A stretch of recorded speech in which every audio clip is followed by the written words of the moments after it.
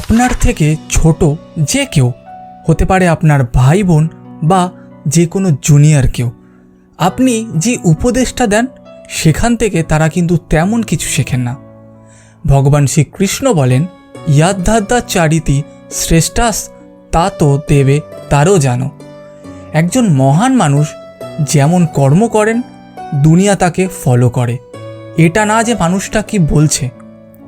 ধরে নিই আপনার পরিবারের কোনো বাচ্চা আপনাকে রাস্তায় কারো সাথে ঝামেলা বা অশান্তি করতে দেখে নিল অকারণে, তখন ওই বাচ্চাটা আপনার থেকে কি শিখলো এটাই, যখন রাগ হবে তখন কিভাবে রিয়াকশান দিতে হয় বা কিভাবে রেসপন্স করতে হয় সেটাই কিন্তু সে শিখলো। এই জন্য আমাদের ঘরের ভাই বোন ছোট যে কেউ আছে, ওটাই তারা তৈরি হয় যা আমাদের প্রতিনিয়ত তারা দেখে।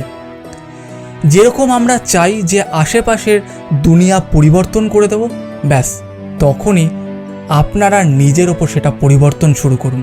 দেখুন দুনিয়া অটোমেটিক পরিবর্তন হয়ে গেছে।